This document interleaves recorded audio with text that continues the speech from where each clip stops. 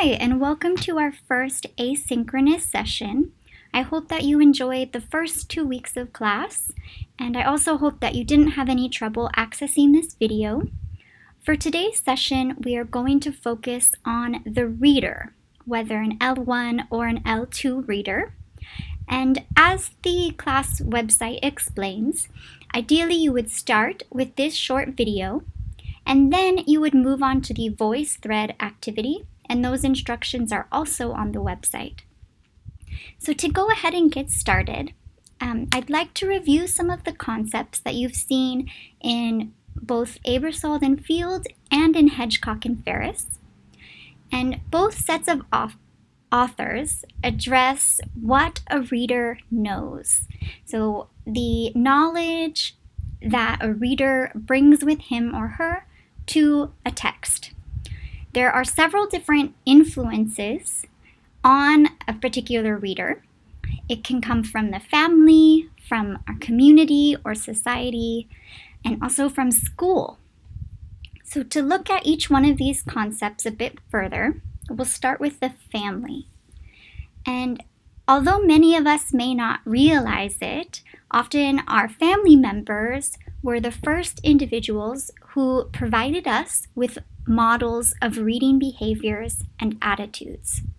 Now, whether or not these were positive or negative behaviors, of course, will depend on the individual. Some positive behaviors might be if you saw your parents or your siblings or extended family reading books for fun, reading newspapers, maybe even writing their own stories, or encouraging other people or their other family members to read more, maybe by bringing them to the library. Now, I did not have a home filled with lots of books, but I still turned out to be a great reader. So whether or not our family members were excellent models of reading behaviors, it doesn't necessarily mean that we will then follow in their footsteps. However, Aebersold and Field, in their first chapter, state that homes that are filled with magazines, newspapers, and books send a clear message to children about the value of reading. Reading is a powerful activity that confers knowledge, insight, and perspective on readers. The next influence, before we move on to the community, I'd like to show you briefly the questions that will be a part of your VoiceThread task for this asynchronous session. You'll see my video comment, and I would like you guys to make a video comment as well in which you address these questions. So, were you raised in a home in which reading was valued? Did your parents or guardians, older siblings read for pleasure, entertainment, or information? Did your parents read to you? Were books and other print materials readily available in your home? Did your parents encourage you to read? What happened when they found you reading? Were you praised? Were you scolded? And then how often did you visit your school or public library? So you can think about those questions, and when you have your answers, feel free to record those on VoiceThread. Now, in addition to family influences on reading, we also have community or society influences. So often, the way in which community members access information can influence our approach to reading. So maybe members in your local community typically process information and pass information along via oral methods, whether by phone, whether watching news reports on the TV, or maybe sometimes through newspapers. Right? Also, the value of literacy to a culture can have an influence on how we come to view reading. So certain cultures place a higher value on literacy versus on the oral transmission of culture. And finally, really the breadth and depth of our experiences in our community or in the world is also going to have an impact on our approach to reading. So Aebersold and Field state that the more varied the community experiences, the richer the background knowledge readers will have to draw on when reading. So whether or not you travel when you are young, whether or not your parents bring you to weddings or to other celebrations, to funerals even, can affect how then you encounter these experiences when you read about them. Finally, another influence on readers is provided by our schools. Schools can influence us in a lot of ways. For instance, ideally, there would be a wide availability of stimulating, interesting reading material in our schools. Hopefully, the teacher and students also engage in group read-alouds so that young children or even older students are exposed to different genres of reading. And ideally, the teachers and tutors would be helping students to make connections between what they are reading and also their life experience. Now, those would be some very positive aspects of the school that could likely encourage children to find a love for reading, even if their family members, for instance, don't read often at home. However, the opposite could be true. Sometimes young children will attend school with a love for reading, but in school, reading is often accompanied by very mechanical worksheets or multiple choice tests where the students are required to have memorized what they read and the sequence of events, and those could possibly have a negative impact on their motivation to read. Now, moving on from reader influences, and of course those could be influences for the L1 or the L2, I wanted to talk about a couple important concepts when it comes to understanding L2 reading.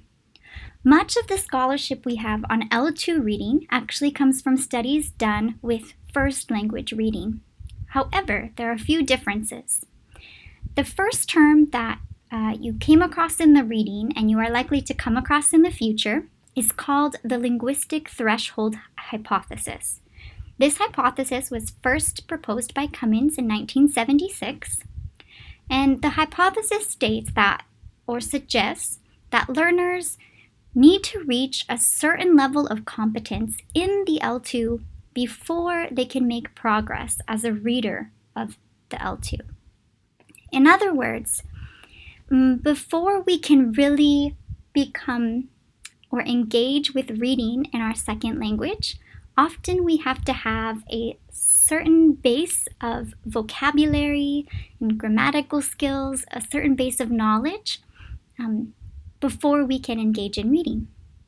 Now, Hedgecock and Ferris state that the threshold may vary from learner to learner as a function of cross-linguistic differences, the frequency of L2 use, the communicative demands placed on the learner, the nature of reading tasks, and so on. But the idea is that beginning with, if you start with day one with the second language, often we aren't able to read right away. So there is a certain level of competence required before we can really begin to make progress in our second language. Progress in reading, I mean. Now the next important concept is this idea of a compensatory model of second language reading. Aebersold and Field discussed some of the different influences on our ability to read in a second language. And really, scholarship in the field of second language reading has long been interested in creating a model of second language reading development that accounts for several variables which are thought to impact proficiency. So research in the 1970s and 1980s identified a complex set of variables involved in second language reading, including syntax, orthography, and sociocultural variables. And then Bernhardt reported in 2005 that the missing variable at the beginning of the 1990s was also the most obvious, and that was the role of first language literacy in the second language process. Okay. Also, certain strategic features of reading were absent from early theoretical models of L2 reading development at the time.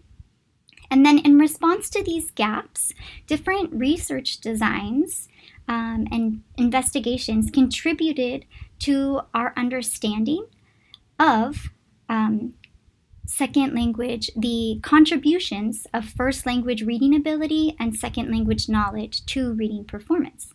And based on the results reported for these studies, Bernhardt calculated the contribution of first language reading ability to account for 14 to 21% of variance in second language reading performance, with second language knowledge explaining around 30% of the variance.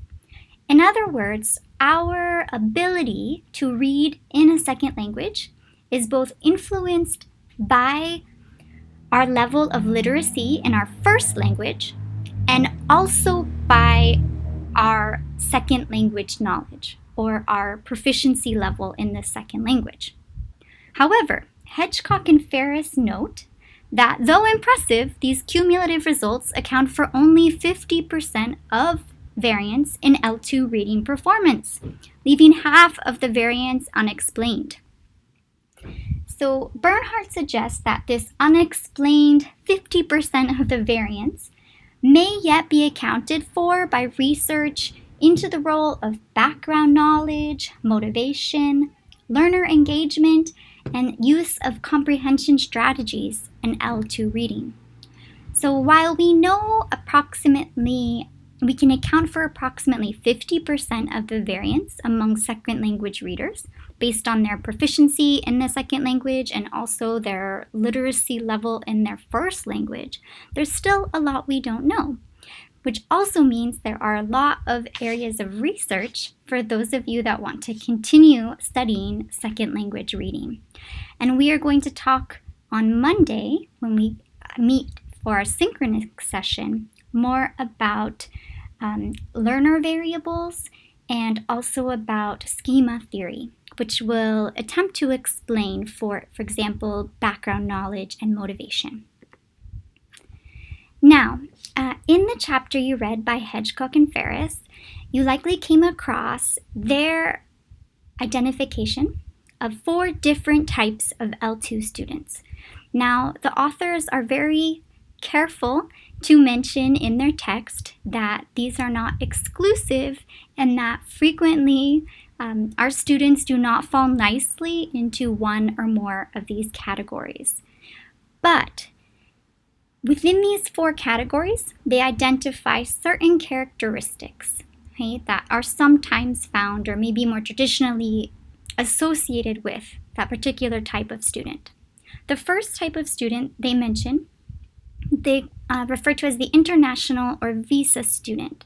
So in the case of English, for example, international or visa students are those students who are here studying at a university, or they could be in high school as well. They have a student visa, and yes, they're here studying English and possibly also content. So they could be enrolled at a university, as I mentioned, or possibly participating in an exchange program in high school. Often these students are well educated. They are generally literate in their first language, and most of them, based on instruction in their home country, are familiar with traditional or more grammar translation-based methods of language teaching. They may, however, be somewhat unfamiliar with the culture of the second language, at least when they first arrive in the new culture. Now, in contrast to international students, there are foreign language students. So foreign language students, as suggested by the name, are studying their second language in a country in which that language is not frequently spoken. So, for example, in the case of English, Japanese students who are living in Japan and studying English would be considered foreign language students. Certainly, since they are remaining in their home countries, they do not experience culture shock, as maybe international students would or could if upon their arrival to the new country. And these foreign language students may not have access to certain resources outside of class, including daily interaction with native speakers, maybe at the grocery store or just and taking the bus, and basically in everyday life. And foreign language students may simply just receive less input than students who are living in the target culture. And as a result, their progress in the language might be a bit slower than those students who are living in the target culture. Another group of students Hedgecock and Ferris term immigrant students. These are students who immigrated to the United States or to another country at some point in their childhood. These students may or may not be literate in their first language. It depends on their family background and obviously what was happening in their country of origin. And Hedgecock and Ferris mentioned that it's important for teachers to keep in mind that these students may have fled trauma in their home country. And so sometimes asking them to make comparisons between their home country and their new country may actually pose some issues, as it could force them to relive certain traumatic events that they would rather not relive, at least in terms of encountering this new language. The final group of students they identify are Generation 1.5 students. I'm guessing it's a term many of you are familiar with. These students would be the children of first-generation immigrants. And as Hedgecock and Ferris state, they usually have received all or most of their education in the second language, and they may or may not be literate at all in their first language. And they may be well assimilated into the L2 culture. Okay, I've worked with many Generation 1.5 students in the past, particularly in Colorado, where we have many children of immigrants from Mexico and from Central America. And so often the children that I worked with in elementary school were fluent in speaking in their first language, which was Spanish. And some of them, though not all of them, were literate in Spanish because they began their education when they were in kindergarten or first grade in a predominantly English-speaking school.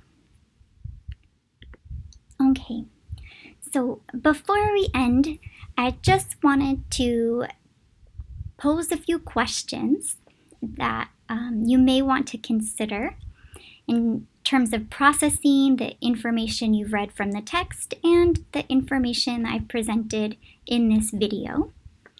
The first question is, which type of L2 reader are you, or have you been? And do Hedgecock and Ferris's descriptions of the type of student with which you identify apply to you, and why or why not?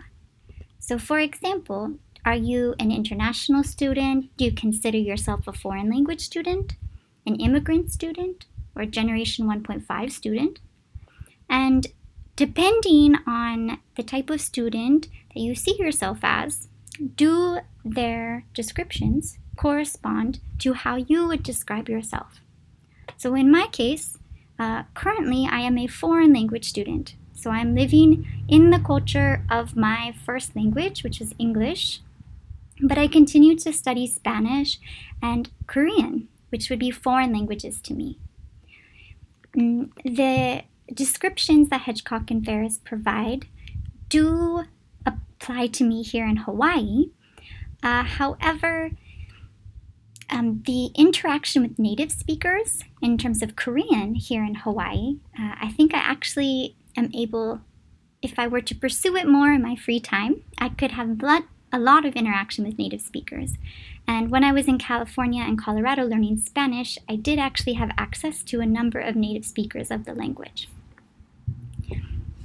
Now, one last question to consider is that considering the incredible amount of variation that is often present among students, and even among learners who identify with a particular type of student, the last question I would pose for you is, why is it important to know about the background of your students?